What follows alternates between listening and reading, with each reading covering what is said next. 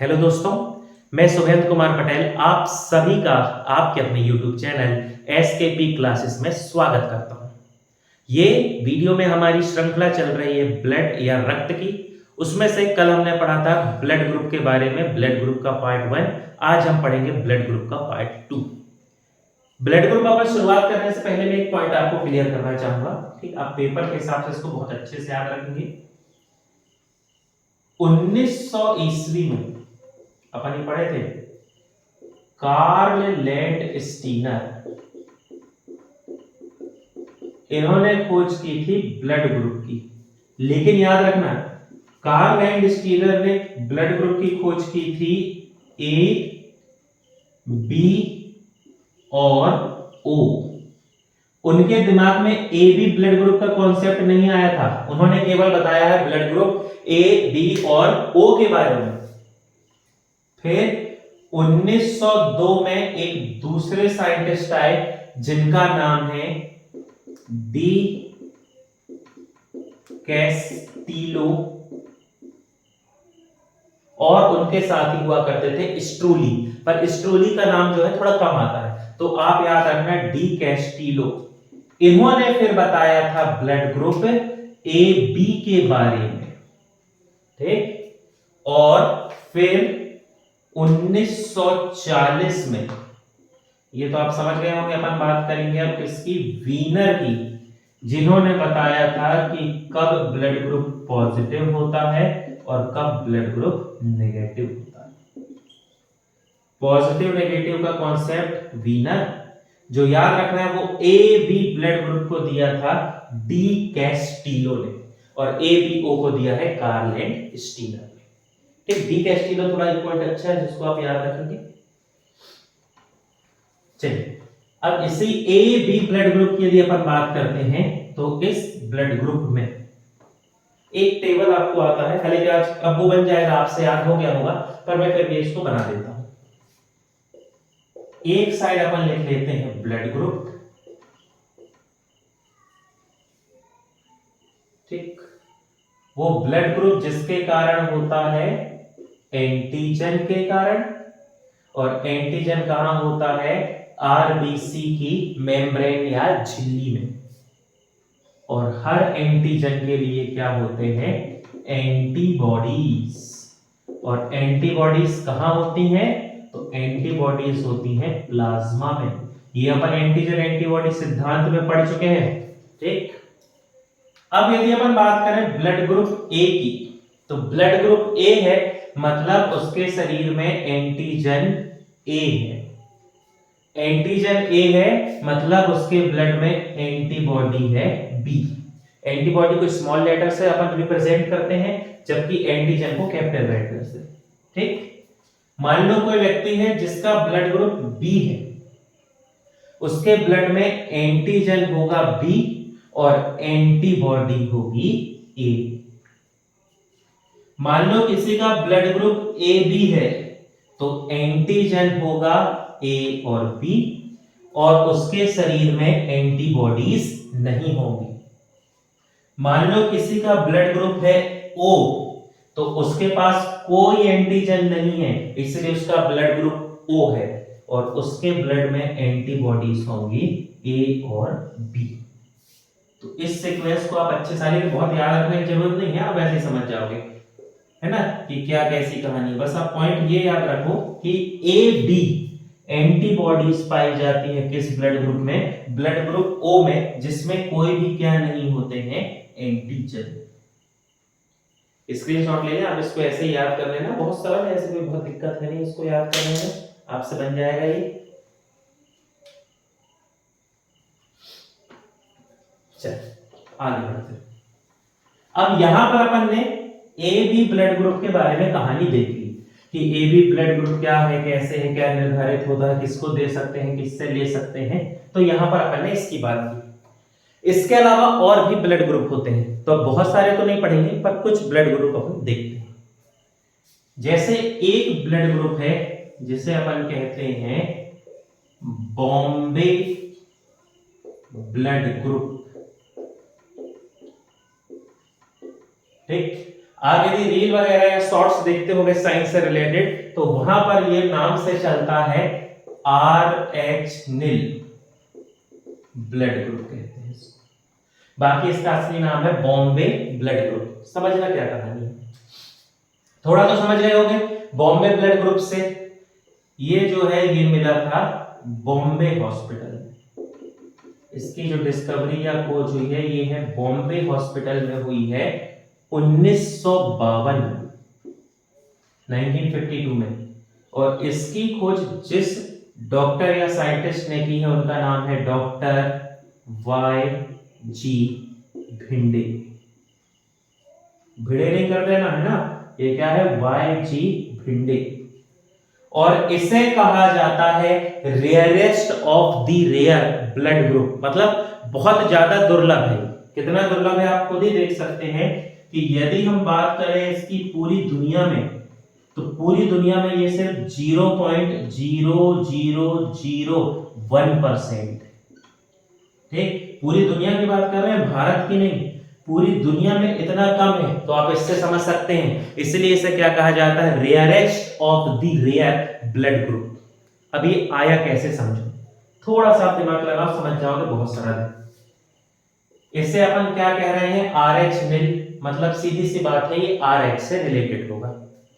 अब होता क्या है, मान लो कोई व्यक्ति जिसके शरीर में RH फैक्टर वाला जो प्रोटीन है उसका हो रहा था निर्माण, है ना। इसके शरीर में RH फैक्टर वाले प्रोटीन का निर्माण हो रहा था। बहुत अच्छे से बिल्कुल एकाग्र होकर समझो, बहुत सरल। ठीक, अब यदि इसके शरीर में ये RH फैक्टर वाला प्रोटीन पूरा बन जाता तो इसे अपन क्या कहते, पॉजिटिव, है ना। ये होता है कि यदि RH फैक्टर प्रोटीन है किसी के पास तो वो क्या होता है, पॉजिटिव। लेकिन इस व्यक्ति के शरीर में क्या हुआ, RH फैक्टर प्रोटीन का निर्माण जो है ये पूरा नहीं हो पाया, मतलब RH फैक्टर वाला प्रोटीन क्या रह गया, अविकसित, है ना, ये डेवलप नहीं हुआ।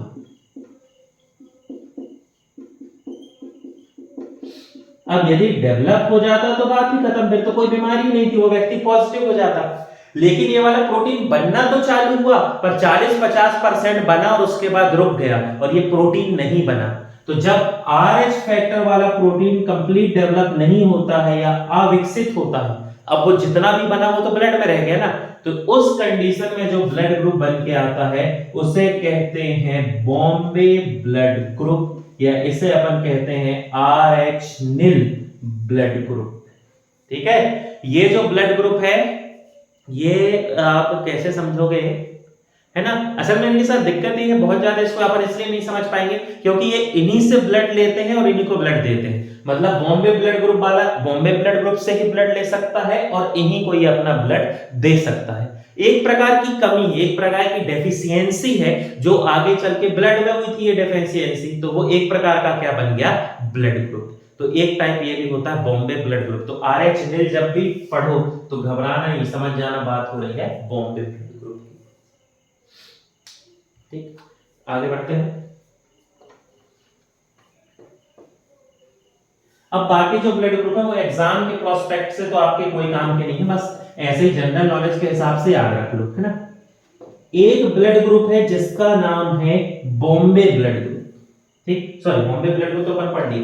एक ब्लड ग्रुप है जिसका नाम है गोल्डन ब्लड, है ना। तो ये तो खैर बहुत खतरनाक है। इसमें क्या होता है, थोड़ा तो नाम से समझ गए होंगे, गोल्डन ब्लड ग्रुप। जैसे अपने ब्लड में हीमोग्लोबिन के साथ क्या है, आयरन, जिसके कारण ब्लड का रंग लाल है। जिनका गोल्डन ब्लड ग्रुप होता है उनके हीमोग्लोबिन में होता है गोल्ड, जिसके कारण इनका ब्लड जो है हल्का सा गोल्डन कलर का होता है ना, बहुत हल्का, ऐसा नहीं कि बहुत ज्यादा गोल्ड है, थोड़ा सा गोल्ड होता है हीमोग्लोबिन में। ये गोल्डन ब्लड ग्रुप वाले जो व्यक्ति हैं तो पूरी दुनिया में सिर्फ 34 व्यक्ति हैं जिनके साथ ये केस है ना। बहुत रेयर कंडीशन है, समझ ही सकते हैं, उसी से ब्लड लेंगे उसी से देंगे। ठीक है, कहानी इसका 34 ही लोग हैं तो। और एक और होता है, ठीक, एक ब्लड ग्रुप जो है वो ब्लू कलर का होता है हालांकि इंसान में नहीं देखा गया है। ठीक, अपन यदि रसिया की बात करें तो रसिया में एक गाय की स्पीसीज है, उसमें ये ब्लड देखा गया है। ब्लू कलर का ब्लड ग्रुप होता है। तो ब्लू कलर याद रखेंगे, पेरियोडिक टेबल या आवर्त सारणी में कौन सा ऐसा एलिमेंट है जो ब्लू कलर को रिप्रेजेंट करता है? तो आप एक हमेशा पढ़ते आए होंगे नीला थोथा, या जिसे अपन कहते हैं ब्लू विट्रियोल। नीला थोथा किसे कहा जाता है? Copper sulphate. मतलब ये किसे रिप्रेजेंट करता है? कॉपर। जैसे आपसे पेपर में क्वेश्चन पूछेगा कि ऑक्टोपस के रक्त का रंग नीला होता है, क्यों? क्या उसका कारण है? तो ऑक्टोपस का ब्लड जो है वो नीला इसलिए होता है क्योंकि उसमें कॉपर है। तो नीला रंग का मतलब हो गया कॉपर। तो ये पेपर में नहीं आएंगे, अब इतना अपडेट नहीं है पेपर कि इसलिए आ जाए पेपर में, बस आप अपने नॉलेज के लिए इसको याद रखो। गोल्डन भी है, ब्लू ब्लड ग्रुप भी है। ऐसे कुल मिलाकर ब्लड ग्रुप की संख्या हो गई है 32। ठीक, ले लें आप इसका स्क्रीनशॉट, फिर अपन आगे बढ़ते हैं।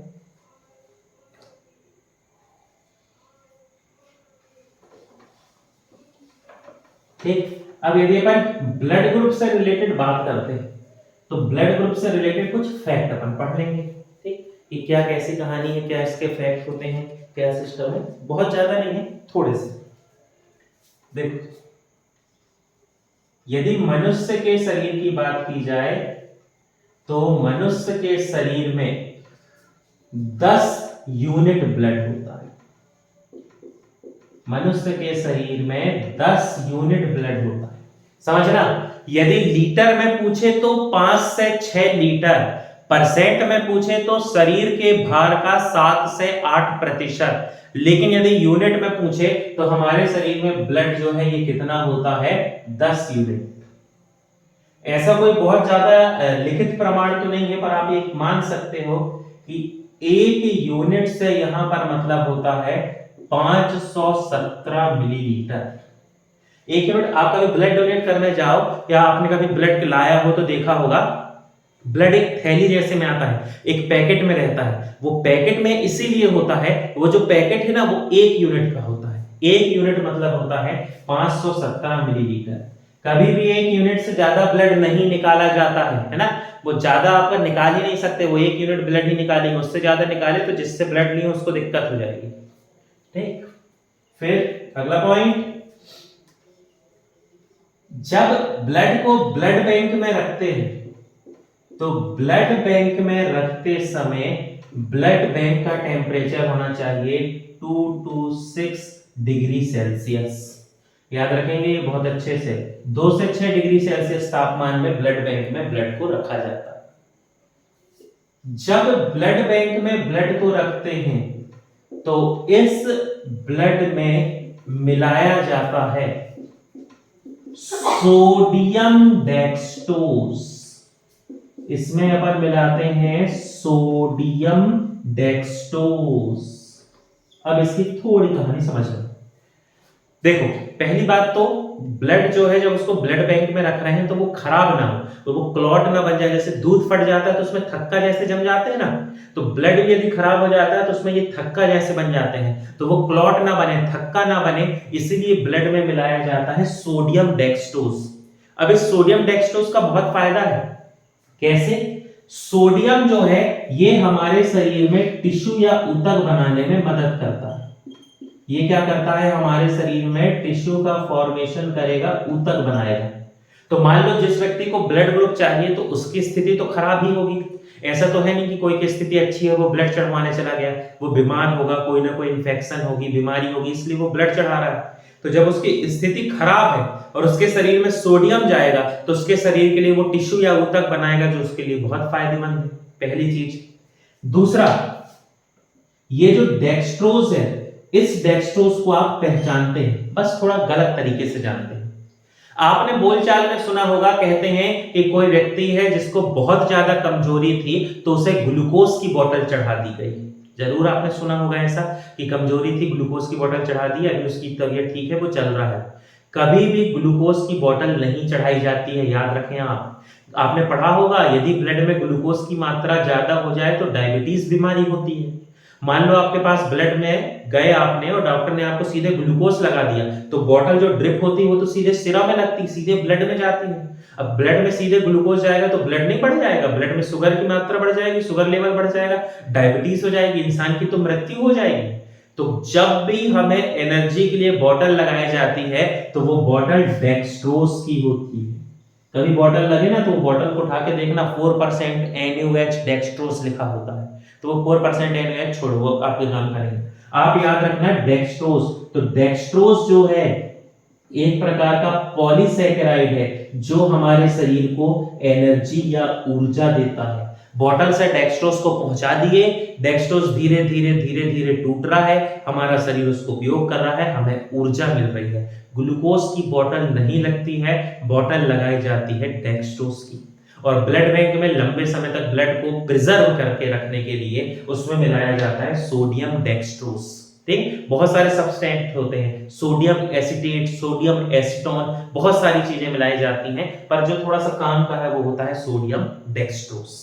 ठीक, ब्लड बैंक में ब्लड जो है 70 से 72 दिन के बाद खराब हो जाता है, चाहे आप उसका तापमान कितना भी कम करके रखो, उसमें कोई भी केमिकल डालो, 70 से 72 दिन बाद ब्लड खराब हो जाता है। लेकिन ये समस्या कभी आती ही नहीं है ना, क्योंकि इतने ज्यादा लोग बीमार होते हैं, इतने लोग बीमार होते हैं, एक्सीडेंट होता है, दुर्घटनाएं होती हैं कि ब्लड की जरूरत होती है।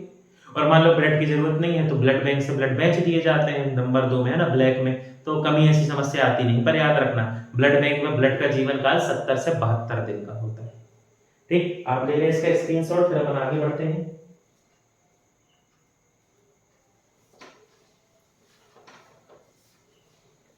अब यदि हम बात करें तो थोड़ा सा ब्लड में एक नया रेवोल्यूशन या एक नई क्रांति आ गई है कि आजकल खोज हो चुकी है कृत्रिम रक्त की, आर्टिफिशियल ब्लड, या जिसे हम कहते हैं कृत्रिम रक्त।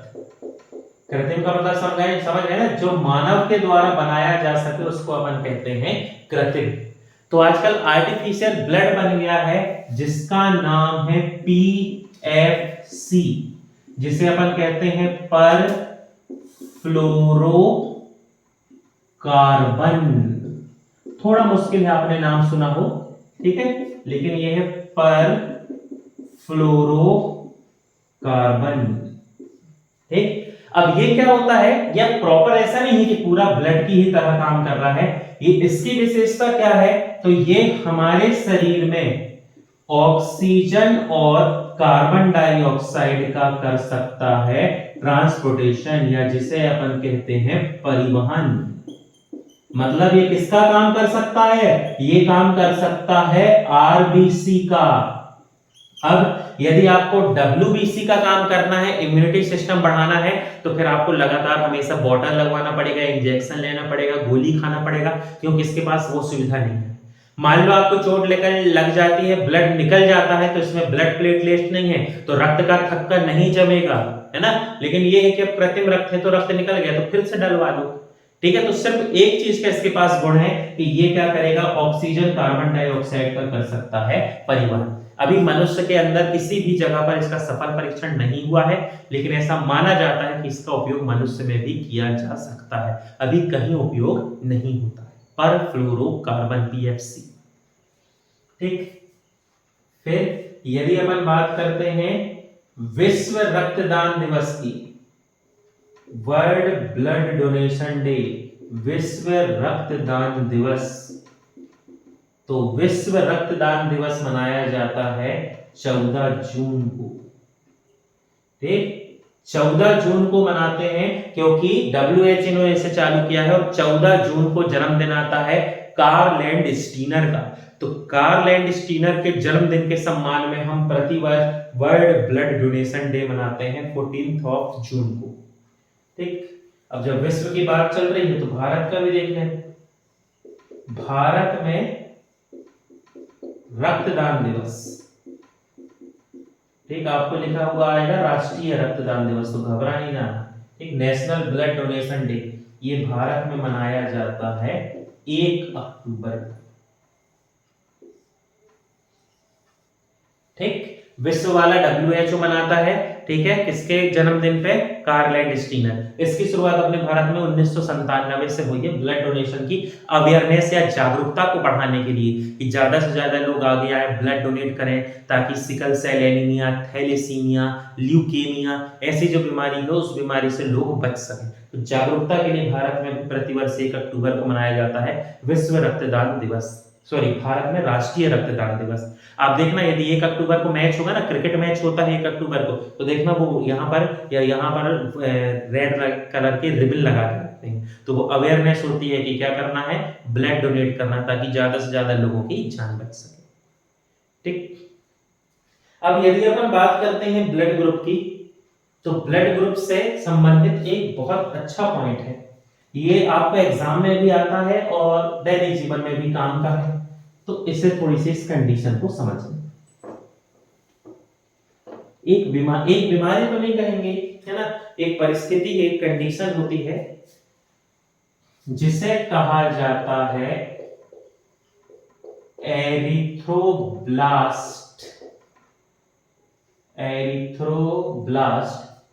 फिटेलिसिस। शायद जो कॉम्पिटिटिव एग्जाम की तैयारी कर रहे हैं, ऑब्जेक्टिव मॉक टेस्ट लगाते हैं, वो उन्होंने इसे जरूर सुना होगा, एरिथ्रोब्लास्ट फिटेलिसिस।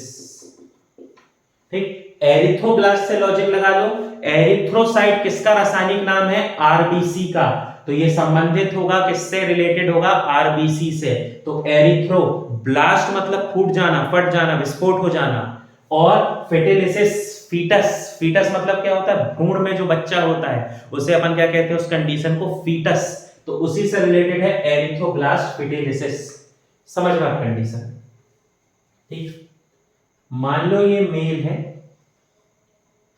इसका ब्लड ग्रुप है RH पॉजिटिव, फीमेल है, इसका ब्लड ग्रुप है RH नेगेटिव। अब RH पॉजिटिव RH नेगेटिव से क्या मतलब है? मतलब एक सा होना चाहिए ना, जैसे मान लो इसका ब्लड ग्रुप A पॉजिटिव है तो फीमेल का होगा A नेगेटिव, मेल का ब्लड ग्रुप जो है, मान लो मेल B पॉजिटिव है तो फीमेल क्या होना चाहिए? B negative.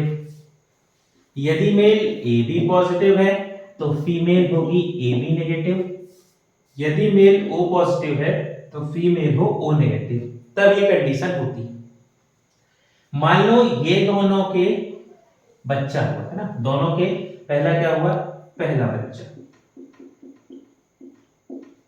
और ये जो बच्चा है इसका ब्लड ग्रुप भी हो गया RH पॉजिटिव। अब अपन एक एग्जांपल ले लेते हैं, है ना, तो आप दैनिक जीवन से अपने नहीं जोड़ना, समझाने के लिए एक एग्जांपल लेना पड़ेगा। इसके अपन ने मान लो एक एग्जांपल ले लिए कि लड़का का ब्लड ग्रुप है A पॉजिटिव, लड़की का ब्लड ग्रुप है A नेगेटिव, इनसे जो बच्चा हुआ उस बच्चे का ब्लड ग्रुप भी है A पॉजिटिव। अब समझना क्या होगा, ये बच्चा तो मां के भ्रूण में है, मां के एम्ब्रियो में है। अब इस बच्चे का ब्लड ग्रुप है A पॉजिटिव, मतलब यहां पर है ग्लाइकोप्रोटीन A और यहां पर है RH फैक्टर, जबकि मां का ब्लड ग्रुप क्या है?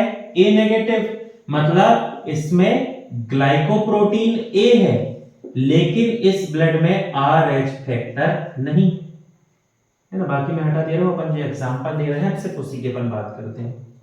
मां का जो शरीर है उसमें ग्लाइकोप्रोटीन A तो है पर RH फैक्टर नहीं है, पर उसमें जो भ्रूण बना उसमें RH फैक्टर है। अब ये जो बच्चा है मां से प्लेसेंटा की मदद से जुड़ा होता है, प्रजनन तंत्र में रिप्रोडक्टिव सिस्टम में अपन पढ़ेंगे, रिप्रोडक्टिव सिस्टम में अपन पढ़ेंगे प्लेसेंटा से जुड़ा होता है। तो अब क्या होगा, ये जो है RH नेगेटिव है मां, लेकिन एम्ब्रियो RH पॉजिटिव है। अब ये RH पॉजिटिव वाला प्रोटीन जब RH नेगेटिव मां के शरीर में पहुंचता है तो ये जो मां का शरीर होता है ये इसे एंटीजन समझता है और इम्यूनिटी सिस्टम रिस्पॉन्ड करता है और मां का शरीर बनाने लगता है एंटीबॉडीज। क्यों? क्योंकि RH पॉजिटिव क्या हो गया मां के शरीर के लिए? एंटीजन, तो उसको नष्ट करने के लिए मां का शरीर बनाने लगा एंटीबॉडीज। अब ये एंटीबॉडीज बनने की प्रक्रिया बहुत स्लो होती है, बहुत धीरे धीरे धीरे धीरे एंटीबॉडीज बनती रहती हैं। उतने तक में जो ये पहला बच्चा है इसका भ्रूण अच्छे से डेवलप हो जाता है। तो डेवलप हो गया, अब उसको दिक्कत नहीं, वो ग्रोथ कर गया, वो वृद्धि कर गया, तो पहले बच्चे का जन्म हो जाता है। ठीक, बहुत ऐसी कोई समस्या जाती नहीं है और पहले बच्चे का जन्म हो जाता है। कई बार तो पहले बच्चे का जब जन्म होता है तो ये सब कंडीशन है, पता भी नहीं चलती है। ठीक, अब मान लो ये जो पेरेंट्स है, ये अब इनकी अपन बात करें, अब इनका मान लो अपन बात करते हैं सेकंड बेबी की, दूसरे बच्चे की। अब ये जो दूसरा बच्चा हो रहा है इसका ब्लड ग्रुप भी निकल गया ए पॉजिटिव। अब यहां से मामला जो है ये बिगड़ जाएगा। जैसे इसका ब्लड ग्रुप ए पॉजिटिव बना तो अब मां के शरीर में पहले बच्चे के समय से बनती आई हैं एंटीबॉडीज जो अभी भी मां के शरीर में है। तो जैसे ये एम्ब्रियो या ये जो भ्रूण है ये बनना चाहता है, तो जैसे ही प्लस देखता है मां का शरीर, उसकी एंटीबॉडीज क्या करती हैं, ये एंटीबॉडीज आती हैं और इसको नष्ट कर देती हैं। ठीक है, बच्चा बना, बच्चे का निर्माण हुआ, जैसा ही वो ए पॉजिटिव उसमें ब्लड ग्रुप बना, मां के शरीर की एंटीबॉडीज उसमें आएंगी, उसके शरीर की जितनी भी आरबीसी की कोशिकाएं उनको नष्ट कर देंगी। आरबीसी की कोशिका पूरे तरीके से नष्ट हो जाती है, इसलिए इसे कहा जाता है एरिथ्रोब्लास्ट। और आरबीसी की कोशिका नष्ट हो गई तो बच्चे को ऑक्सीजन कार्बन डाइऑक्साइड ट्रांसपोर्टेशन रुक जाएगा और बच्चे की हो जाती है मृत्यु। तो पहले बच्चे का तो जन्म हो जाता है लेकिन दूसरे बच्चे का जन्म नहीं होता है। इस स्थिति को कहा जाता है एरिथ्रोब्लास्ट फेटेलिसिस। तो आपको ऑप्शन में आएगा एरिथ्रोब्लास्ट फेटेलिसिस की कंडीशन कब होगी, तो आपका आंसर होगा जब मेल RH पॉजिटिव हो और फीमेल RH नेगेटिव हो, तब कंडीशन होती है किसकी, एरिथ्रोब्लास्ट फेटेलिसिस। लेकिन बहुत सारे संयोग चाहिए, है ना। यदि ये जो बच्चा है इसका ब्लड ग्रुप कोई और होता तो ये कंडीशन नहीं होती, दूसरे बच्चे का ब्लड ग्रुप कोई और हो जाए तो भी ये कंडीशन नहीं होगी। तो बहुत सारे कोइंसिडेंस, बहुत सारे संयोग चाहिए जब ये बीमारी होती है। तो बहुत कम लोगों को ऐसी होती है लेकिन फिर भी होती है। तो अगली बार जब भी लड़की देखने जाओ तो कुंडली तो मिलाओ ही, लेकिन कुंडली के साथ साथ उससे पूछ लो कि भैया कैसा कहा है, ब्लड ग्रुप का क्या मैटर है, ब्लड ग्रुप भी मिला लो, है ना, बाकी कोई परिस्थिति ना बिगड़े। लेकिन अब बहुत ज्यादा घबराने की जरूरत नहीं है, विज्ञान में बहुत तरक्की हो गई है, तो इसका भी उपचार है। उपचार सुन लो इसका। ठीक, मतलब काफी कारगर इलाज है, थोड़ा सा महंगा है लेकिन वो इलाज काम करता है।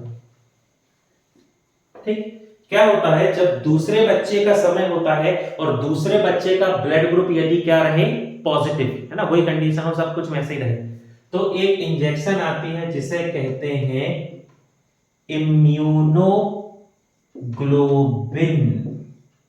पूरा नाम होता है इसका RH इम्यूनोग्लोबिन, शॉर्ट में इसे कहा जाता है रोगम। ये आपसे पेपर में पूछा जाएगा, हिंदी में ऐसा लिखा रहेगा रोगम किसका उपचार है, तो घबरा नहीं जाना। रोगम जो है ये रिप्रेजेंट करता है RH इम्यूनोग्लोबिन इंजेक्शन को। ये जो इंजेक्शन है इसको लगाया जाता है 3 बार। पहली बार लगाते हैं तीसरे महीने में, फिर 6वें महीने में और 9वें महीने में। तो जो एरिथ्रोब्लास्ट फेटेलिसिस है उसकी एंटीबॉडीज एक्टिव नहीं हो पाती, या जो एक्टिव हो गई हैं वो डीएक्टिव हो जाती हैं और दूसरे बच्चे का भी जन्म हो जाता है। इस स्थिति को अपन कहते हैं एरिथ्रोब्लास्ट फेटेलिसिस। ठीक है, तो यहां पर अपना जो ब्लड से रिलेटेड जितनी भी कहानी थी वो अपन ने पूरी कंप्लीट कर ली है। RBC, WBC, platelets, blood group, उसके फैक्ट, जो भी कहानी। यदि आपको लगता है कि कुछ ऐसा था जो रह गया है या और कुछ है जो आप पढ़ना चाहते हैं तो आप कमेंट बॉक्स में लिख दें। कभी अपन कोई ऐसी क्लास लगाएंगे जिसमें बचे हुए टॉपिक का जिक्र करेंगे तो वहां पर उसे अपन जरूर कवर कर लेंगे। ठीक, कौन सा ब्लड ग्रुप किसको दे सकते हैं, इसका क्वेश्चन पेपर है, उसका आंसर जल्दी से जल्दी आप कमेंट में दें। पिछली वीडियो में मैंने आपसे क्वेश्चन किया था। ठीक है, बाकी आपको जो भी समस्या हो वो आप हमसे पूछ सकते हैं, कमेंट कर सकते हैं। अब हम नेक्स्ट वीडियो से नए टॉपिक की शुरुआत करेंगे, तो हमारे चैनल से संबंधित जानकारी के लिए आप हमारे चैनल से जुड़े रहें। बहुत बहुत धन्यवाद।